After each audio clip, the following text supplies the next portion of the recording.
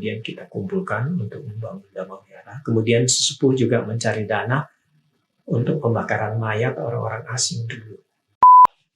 Salam Padi, podcast Dhamma Wihara.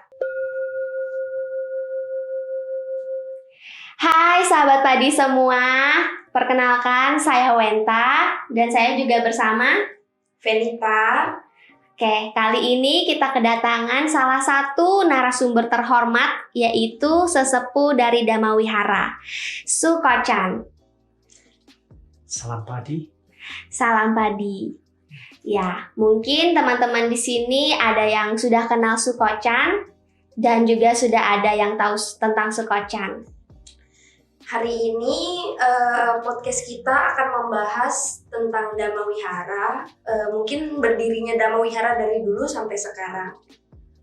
Benar. Nah, biar kita lebih santai untuk podcast kali ini, mungkin kita tanya-tanya dulu nih. Mungkin dari teman-teman padi di sini ada yang belum tahu background Sukochan sebelumnya apa, atau sejarah Dhamma Wihara sebelumnya bagaimana. Nah, kesempatan kali ini kebetulan ada salah satu narasumber sesepuh Dhamma Wihara. Kita tanya-tanya dulu ya. Mungkin kita ngobrol santai aja nih. Mungkin dari personal Sukochan dulu ya. Gitu. Ya, dari personal saya. Iya, nah ini mungkin Sukochan bisa cerita dulu nih bagaimana tentang background Sukochan sebelumnya, gitu. Background saya memang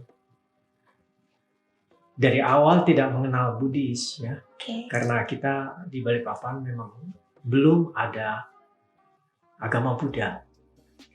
Namun saat masuknya agama Buddha tahun 64, kemudian mulai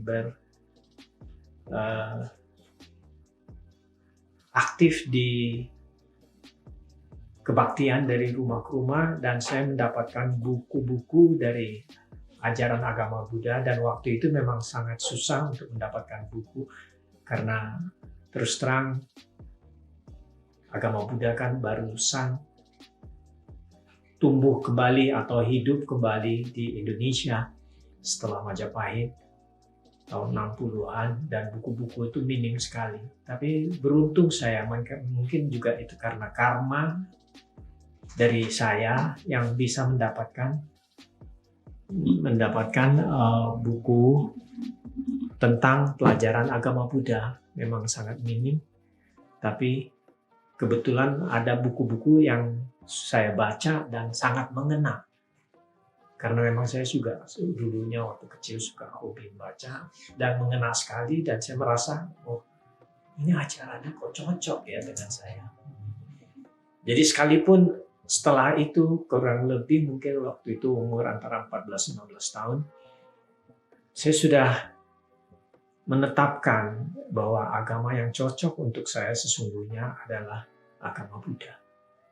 Jadi sejak saat itu, sekalipun saya tidak memeluk agama Buddha secara langsung, hanya ngikut-ngikut aja, tapi saya sudah memastikan bahwa agama Buddha lah sebenarnya yang cocok dengan saya.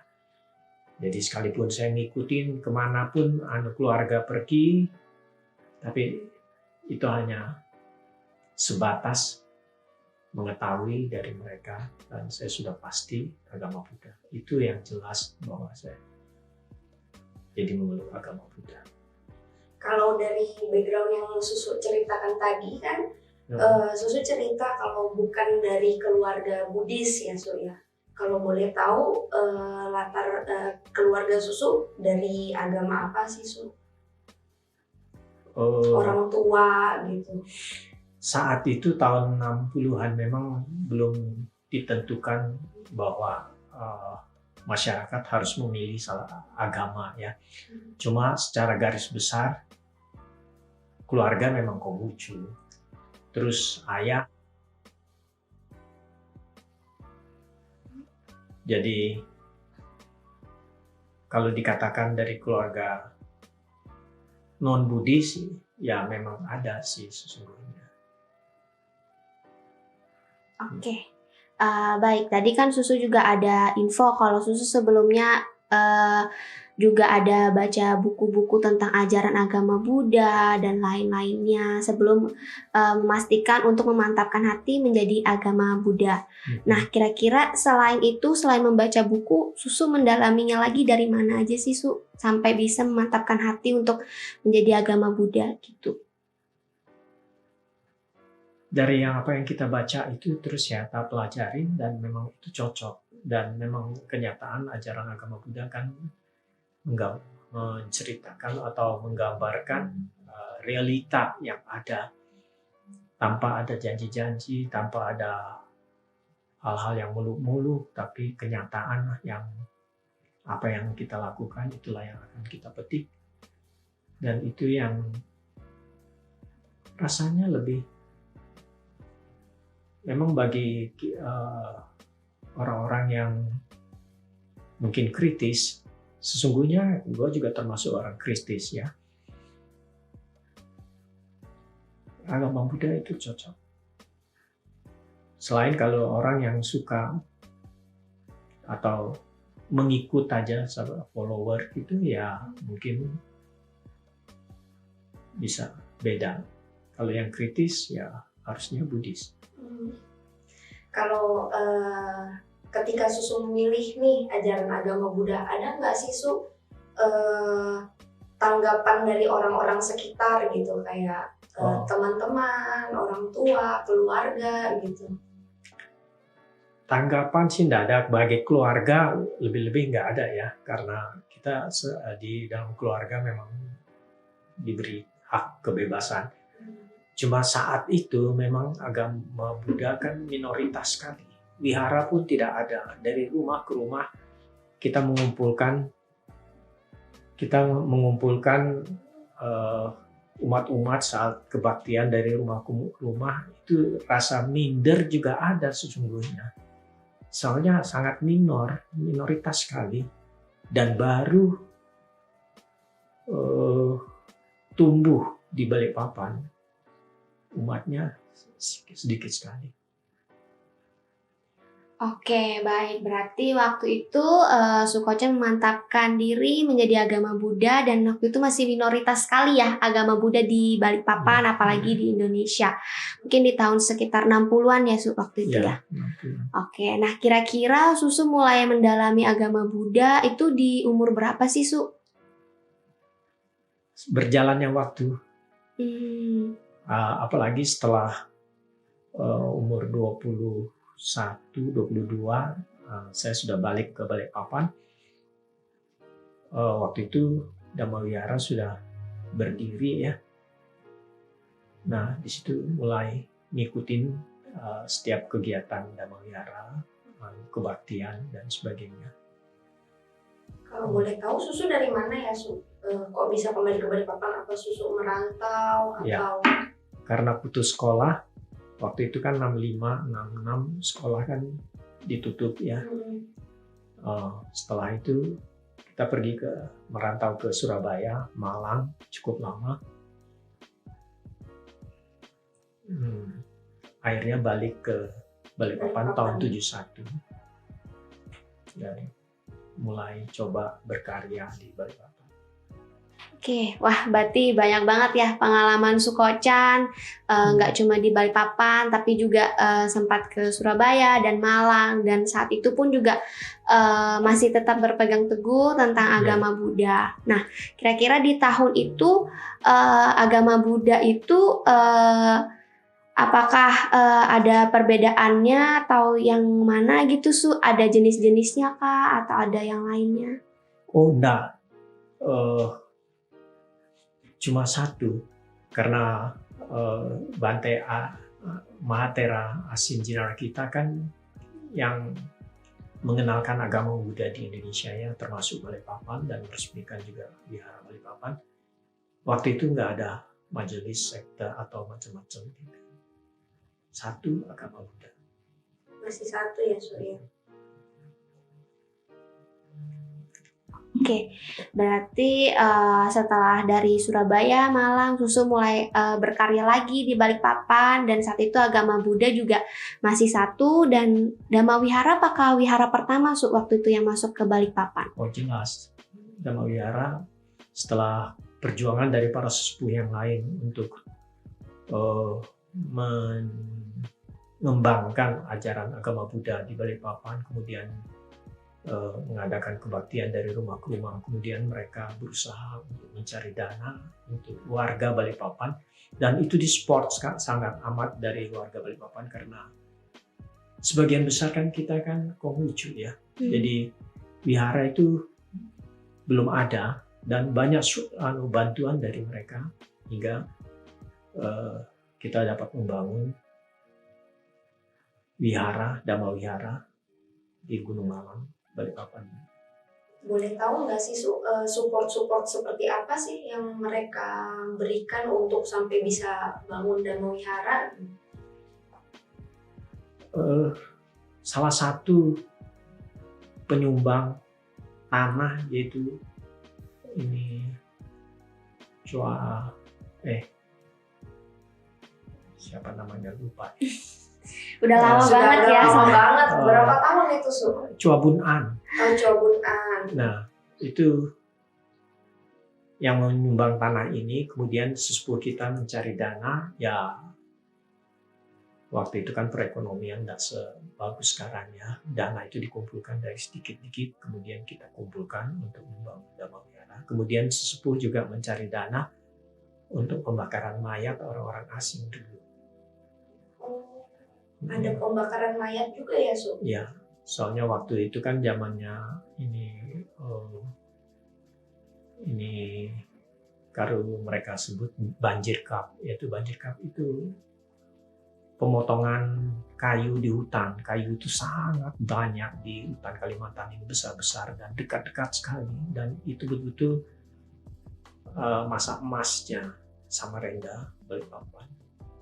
Dan dari situ banyak orang asing yang kerja, tapi kalau mereka kecelakaan mati terus dibakar, kita yang ngurus semuanya itu. Oh, oke. Berarti cukup banyak juga ya perjuangan untuk membangun Dhamma Wihara dari awal, yaitu seperti kremasi dulu ya, Kremasi. waktu itu ya, ya di zaman itu dari kayu-kayu, dan itu pun sesepuh dulunya ya yang melakukannya itu ya. Oke, kira-kira itu di tahun berapa sih, Su? Mulai dari situ, mulai mengumpulkan dana, mulai masyarakat membangun Dhamma Wihara gitu.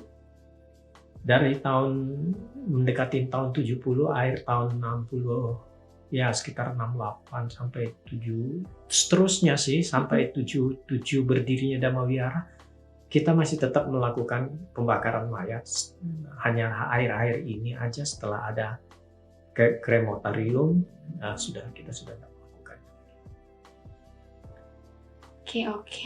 Sejak kalau misalnya sejak dibangunnya Dhamma Wihara ini, Su, ada nggak sih tokoh-tokoh penting gitu yang berjasa untuk bangun Dhamma Wihara di tahun 70-an itu ya, hampir 70-an.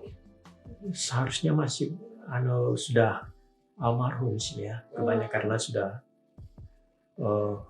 pada tua semua.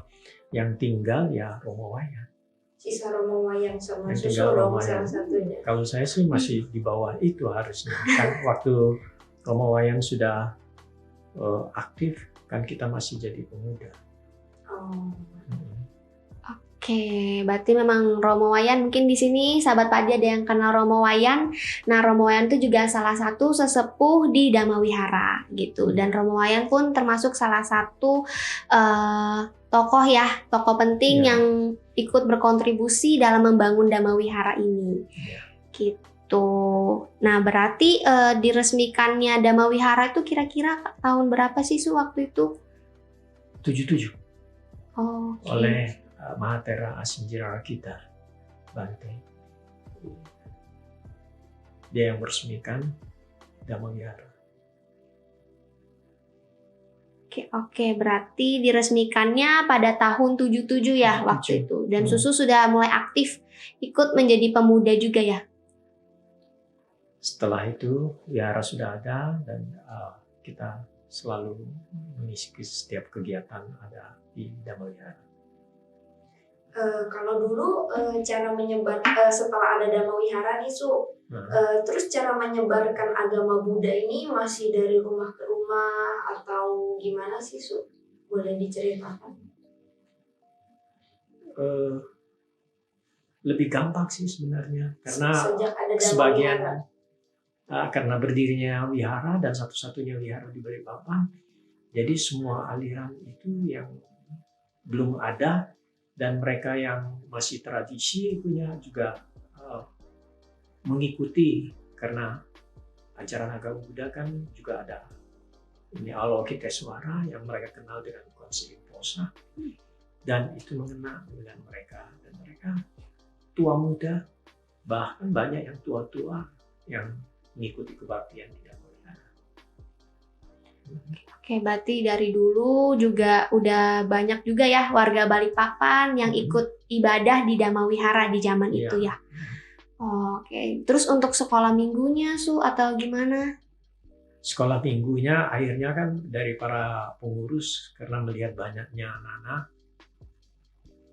mulai mengadakan sekolah minggu. Waktu itu di sekolahan masih belum diajarkan untuk ini pendidikan agama Buddha kan masih belum.